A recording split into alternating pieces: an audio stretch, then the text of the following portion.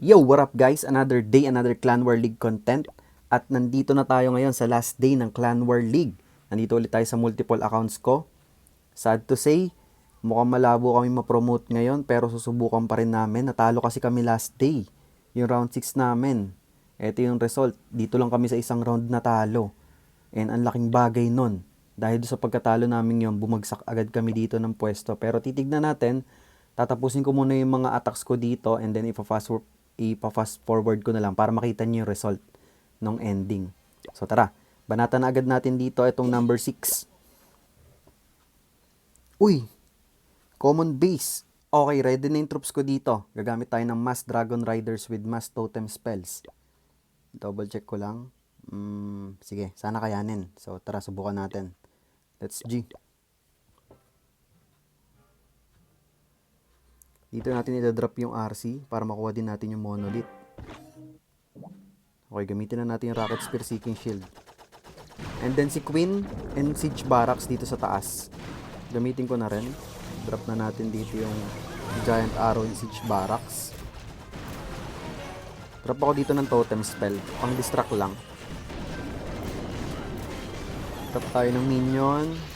Drop tayo dito ng Totem Spell para matulungan yung action figure. Sige. Create lang tayo ng funnel. Okay, nakuha na yung multi-arch tower. Pwede na to. Drop na natin dito yung mga Dragon Riders. Saka si MP and Warden. Magtitira ako ng 2 Dragon Riders para sa dulo. Okay, gamit ako dito ng Totem Spell. Pag nag-activate yung Rage Spell Tower niya dito, gagamitin natin yung Tomb. Okay, now is the time. Overgrowth muna natin tong Spitter and Scatter Shot sa likod. Gamit pa ako dito ng Totem Spell. Freeze natin to. Buhay pa yung Queen. Nasusuportahan natin ng Totem Spell. Drop pa tayo dito ng Totem Spell. Baka mabuhay pa yung Queen. Another Totem Spell dito sa baba. Drop na natin dito yung 2 Dragon Riders. Meron pa tayong MP ability. At marami pa tayong spell support dito. Drop na ulit natin yung Totem Spell dito. And then freeze natin to. Totem Spell dito. And ayun, kita nyo, wasak na. Napakadali lang gamitin guys. Basta tama lang yung timing nyo ng mga spells. Sobrang easy. Mas madali pa sa easy. So ayun, GG's. Proceed tayo sa next attack natin. Bilisan nyo na. Bilis, bilis, bilis, bilis. Dami pang Dragon Riders guys. So, at meron pa tayong MP ability. Diba? Magandang gamitin tong strat na to sa ganitong klase ng base. GG's. Next attack tayo, second attack. Dito tayo sa number 7. Check natin yung base. Common Legend League base din to. Ang gagamitin ko na lang dito, Fireball Meteor Golem. Ayusin ko lang yung troops. Okay, ito yung gagamitin natin. Fireball Meteor Golem na merong 2 furnaces. And then, si Warden ay naka-Angry Jelly. So, explain ko na lang during attack yung gagawin kong plano dito. Banatan na natin. Dito ko i-drop si Warden sa may 6 o'clock. Para makuha niya tong mga defenses dyan. And then, ang fireball natin dito, banda rito. Hindi ko alam kung ito multi-IT lang, pero mas maganda sana sa Bomb Hive.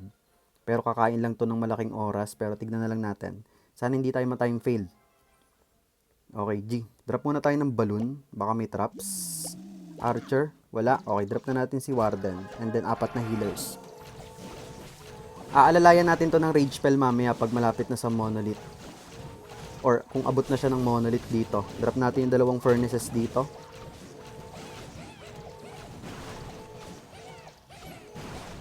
Or baka kaya siyang i-sustain. Tignan natin. Kaya naman siya i-sustain. Goods, goods. Drop tayo ng Coco Balloon. Warden, kaya ba? Rage ko na para sigurado. Baka bigla pang ma-disaster yung fireball natin. Hintayin natin mag-end yung duration ng jelly and then saka tayo mag-i-end in. Ayan, okay na. End na yung duration. Wala, patamain ko dito. 1, 2, 3. Fireball. Double quick. Okay, successful. Pull natin si Warden dito. Sana sumama siya. Okay, sumama kay Queen. Drop natin dito yung mga Meteor Golems. Warden Apprentice. Super Wall Breaker. And then Troop Launcher na lang yung gagamitin ko dito. Coco Balloons, drop na rin natin. Dito sa right side, sa may left side, idadrop ko dito si King and RC. Sige, drop ko na. Kasi baka kapusin tayo ng oras dito eh. Pag dito natin dinrap lahat ng mga heroes natin, paikot pa sila dyan. So by the time na nandito, matatraffic pa. Etong part na to, may iwan.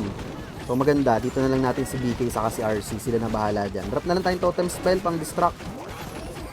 And then overgrowth ko muna tong Revenge Tower. Mamaya makukuha rin natin yan, promise.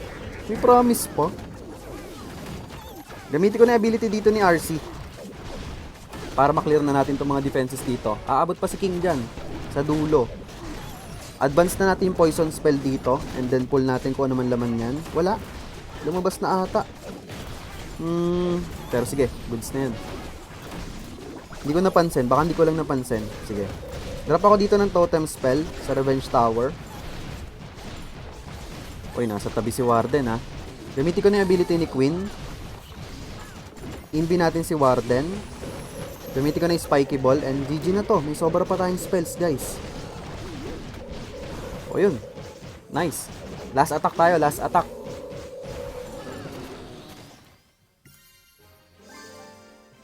Last attack. Dito tayo sa number 8. Check natin yung base. Toxic. Dito kaya ako? Di pa tayo.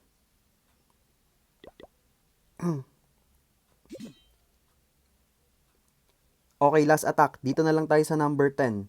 Nakita ko yung base na to. Na-attack ko na tong base na to nung nakaraan eh. So, dito na lang yung aatakihin natin. At gagamit ulit tayo ng Mass Meteor Golems with Mass Totem Spell. So, tara, banatan na agad natin to. Sa mga nakapanood nung approach na ginawa ko dito last time, ganun lang din. Parang nakarotate lang tong base niya.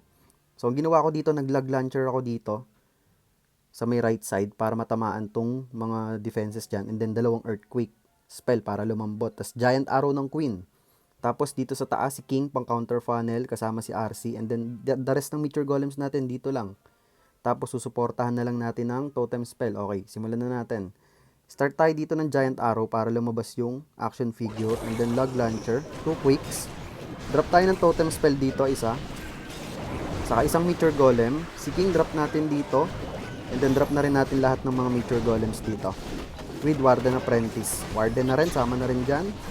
Drop pa tayo ng Totem Spell dito. Si RC, sama natin dito kay King. Okay. Another Totem Spell dito sa Monolith part. Habang nakiklear tayo dito, Totem Spell natin to para mabuhay pa yung Queen. Naka-healing to men. Ito, ang Enrage Gem ako dito guys ha. Gamitin ko na. Wala akong Eternal Tomb. Overgrowth ko muna tong area na to. Drop pa tayo dito ng Totem Spell para mabuhay pa yung Queen. Another Totem Spell here, pan-distract.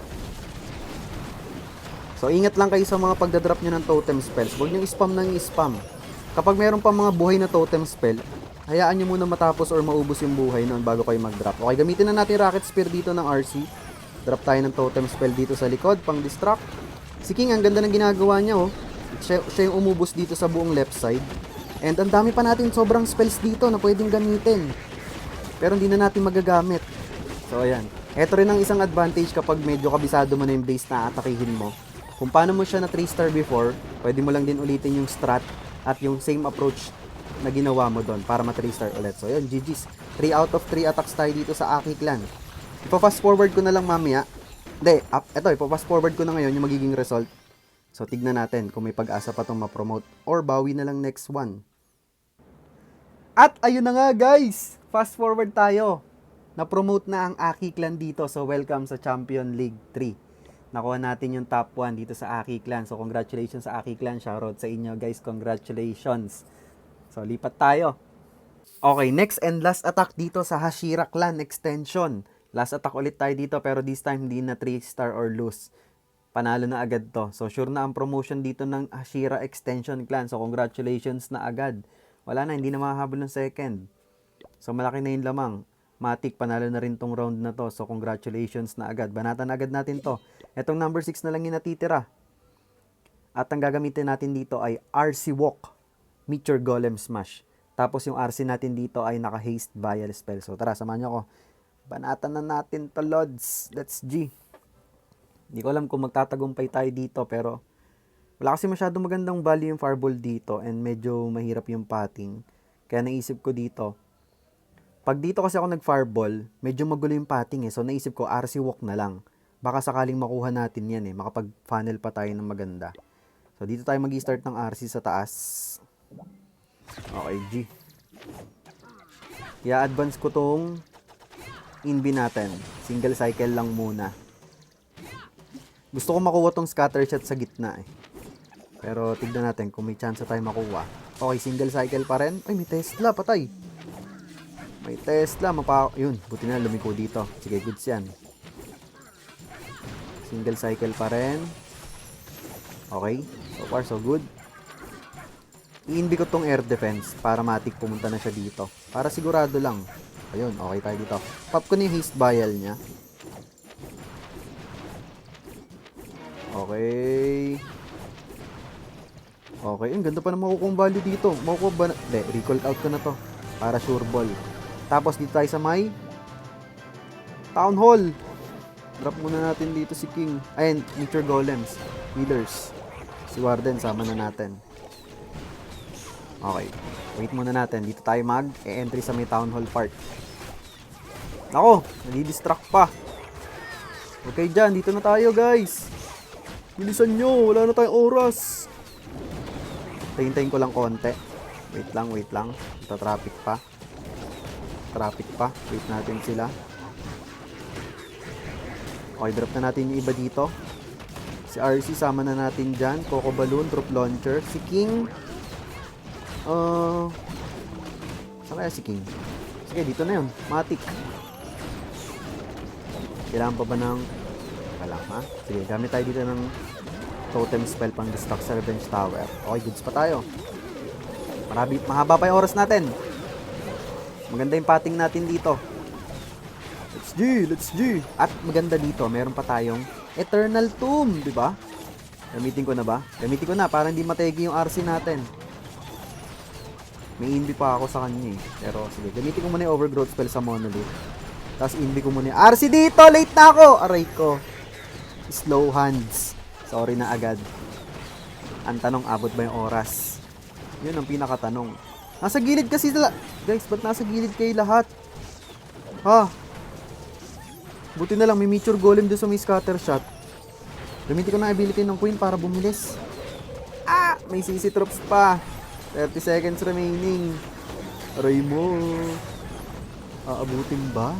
Parang di abot yung oras ko, guys. Di ata abot yung oras ko. Drop ako ng totem spell. Di nga aabot to. Okay, try natin. Risk ko tong Ricochet Cannon. 11 seconds. Makakaya ng spiky ball to. Kaya pa. 91, 92. Spiky ball! Awit. 98%. Di inabot. Kumain tayo ng malaking oras. Nice try lang. Pero yun nga, panalo pa rin naman at promoted pa rin ang Hashira dito. So congratulations na agad. Proceed tayo sa next attack.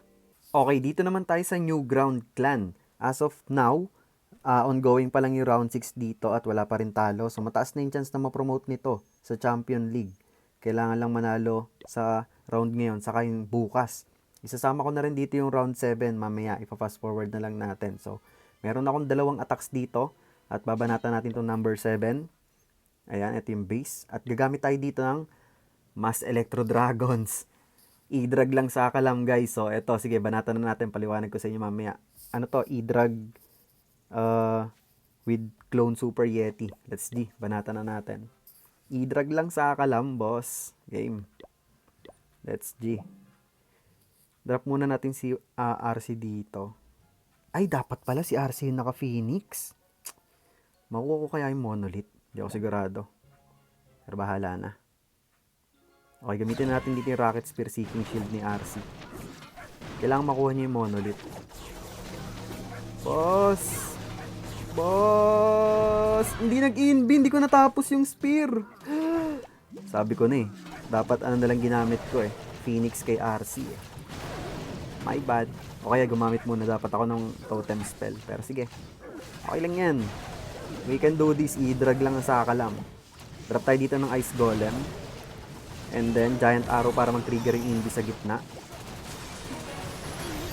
Okay, totem spell dito. Balloons and Mass Electro Dragons. That's G. Saka si ano, MP. Uy, makukuha tayo. Drop na tayong totem spell dito. Baka makuha natin yan. Natin battle blimp. And then gamit na tayo ng eternal tomb dito. The rest ng balloons, drop natin. Iko-clone natin tong super yeti dito. Okay, ayan. Para maubos yung gitna. Bam! Oh, goods pa tayo dito. Marami pa yung Electro Dragon Sand. Nabuhay pa yung Electro Drag dito na iso. Kunin yan. Very good kayo dyan. Okay. Goods pa tayo. Meron pa tayong ability ni MP. Wait lang tayo ng konti dito. Drop natin dito yung totem spell. I-drag ba dito? Nasa gilid lahat. Uy! Sakto namang super minions laman nito, boss. Grabe ka naman, sir. Pero sige. Rage ko na yung area na yan. Si MP na lang i-rage natin. Ang kulit ng mga i-drags dito. Pumunta sa gilid. Gamitin ko na dito yung Dark Orb.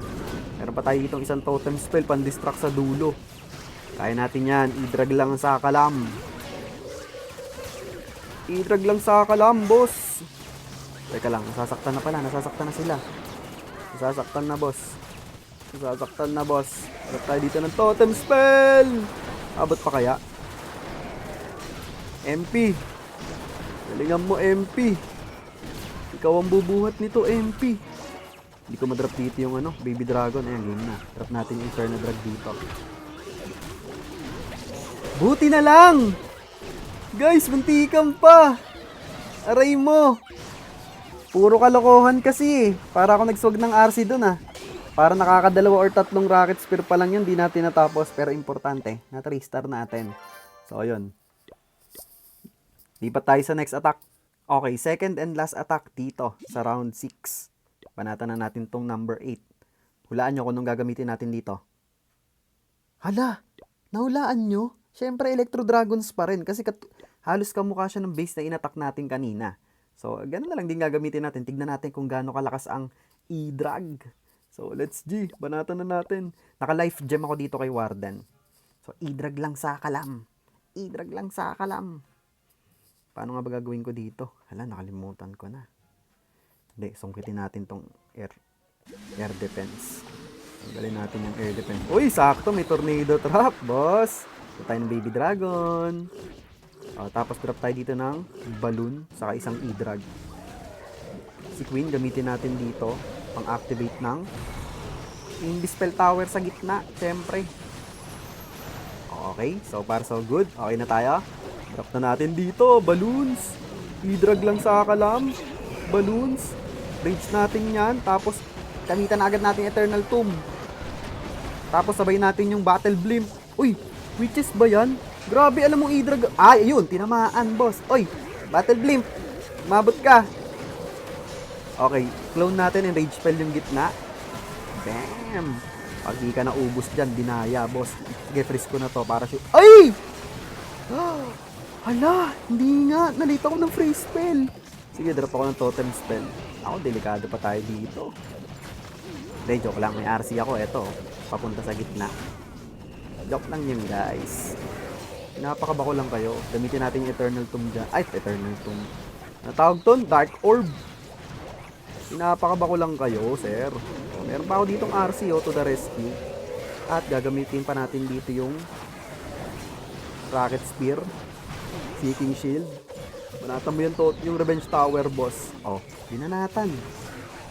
Sabi sa inyo, pinapakabako lang kayo eh. Di ba?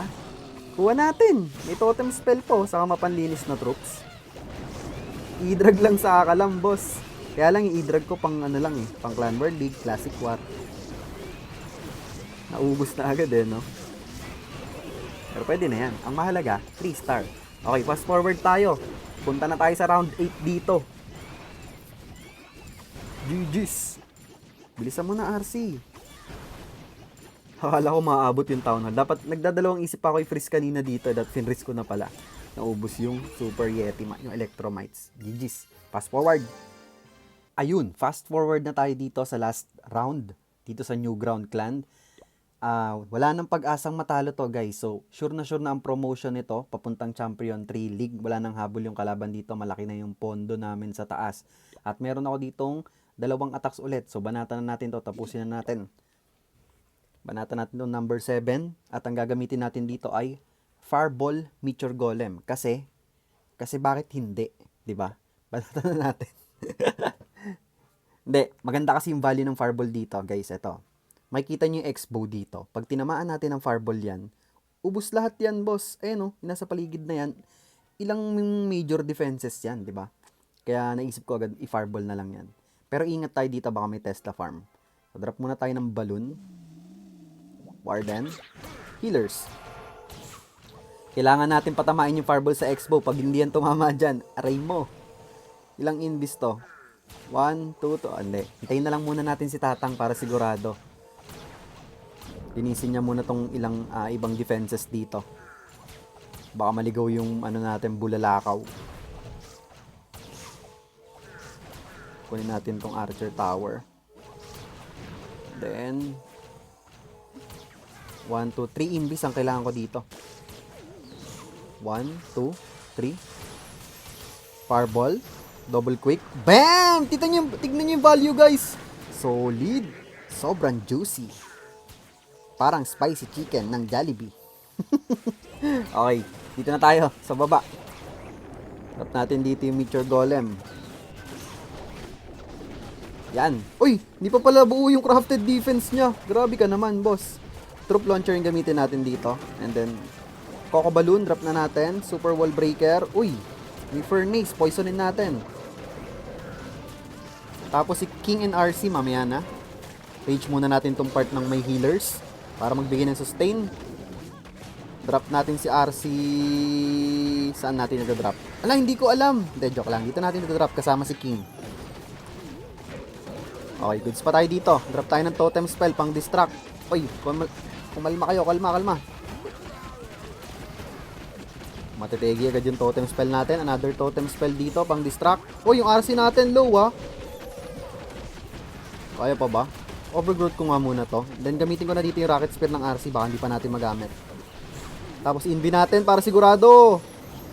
Buti na lang mayroong mga Meteor Golems na pumunta sa Town Hall. Sige, looking good. Freeze nga natin to. Nangungulit, boss. Meron pa tayo ditong King and Queen's ability at looking good na to para sa atin, guys. Meron pa tayong totem spell dito pang distract sa monolith. Uy, may defending queen pa. Abot kaya yung headhunter? Syempre hindi. Drop natin yung last totem spell dito. Gamitin na natin yung ability ni queen. Drop na natin yung archers dyan. And then pag nag 92%, gamitin natin yung spiky ball para sakto yung bounce ng mga bola. Ayan na. Pang. Ay, may natira pa. Pero yan. Di pa tayo sa next and last attack natin dito. Okay, second and last attack. Banatan na natin tong number 6. At ang plano natin dito, ganun na lang din, Fireball Meteor Golem para mabilis. Ang plano kong i-fireball dito, etong light beam. Pero, kung medyo makakalalim pa si Warden dito, pwede kong i-fireball yung scatter shot. Sobrang lalim na, guys. Tignan natin. Pwede ako mag-invest ng overgrowth spell So, sige. Ayaman na. Tignan na lang natin kung saan makakarating si Tatang. So, idedepende ko na lang kay Warden. Naka-angry jelly tayo dito. Drop muna tayo ng balloon. Okay, let's G. Ay, dapat pala. Nagdala ako ng skeleton spell pang distract sa monolith. Kaya lang, wala na. Nandyan na yan Kalimutan ko. Pwede na yan. Kaya naman niyang isustain ng healers. Kaya nga ba? Teka lang. I-rage ko. Hindi pala kaya. May light beam. Better safe than sorry. Drop tayo ng 2 archers sa likod. Hintayin natin matapos yung duration ng angry jelly. Saan kaya pupunta to? Sa light beam na ata to Aray ko. Parang kailangan ko nang i-fireball to, guys. Kasi mawawala ako ng rage effect Fireballin na natin to. Para lang sure ball. Simple fireball. Tapos, saan tayo? Sa taas? Sa baba? Uy, Warden! Warden! No. Kalma. Drop nga tayo ng totem spell. Baka mategi siya. Muntikan pa. Almost muntikan pa tayo doon. Gagamitin ko dito, troop launcher. Maya na ng konti. Okay, drop na natin dito. Ano guys, kaya nyo dyan? Kaya pa. Drop tayo ng totem spell. Medyo masakit ata yung damage. Si King dito, si RC dyan. Oras, ang problema natin dito, medyo malayo pa. Meron pang mga natitira dito sa parting to. Naku. Kaya. Poisonin natin yung furnace. Medyo natatraffic tayo dito. Overgrowth ko nga muna tong Revenge Tower. Makulit eh. Alalayan natin yung RC ha. Baka mategi. Hindi natin maubos yung Rocket Spear. Pop ko na siguro dito yung Rocket Spear niya. Gamitin ko na dito yung Rocket Spear. May multi-gear kasi eh. Takot ako eh. I-freeze ko na lang tong Revenge Tower pag nabuhay. Pag nawala yung Overgrowth spell, ayan, freeze natin. Sama natin yung Defending King. Gamitin natin yung ability ni Queen. Tapos yung last totem spell dito sa back end, pang distract sa Ricochet Cannon. Sige, gamitin na natin in 3, 2, 1, go. Drop na natin dito yung mga remaining troops. Gamitin natin Super Ball Breaker dyan. 92%, ibabato natin yung Spiky Ball para sakto. 92%, aabot ba? Plenty of time. Okay, Spiky Ball. Papapapapapang. Nice. So, yun, GG's. Congratulations dito sa New Ground Clan. Promoted dito ng Champion 3. So, congrats.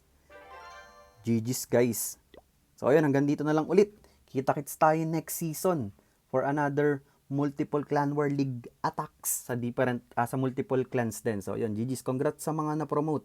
So, kita-kits. Kung na-enjoy nyo tong video na to, guys, mag-comment lang kayo dyan sa vid natin at huwag kalimutan mag-sub sa mga hindi pa nakasubs dyan. Malaking tulong sa akin at suporta yan para tuloy-tuloy lang tayo.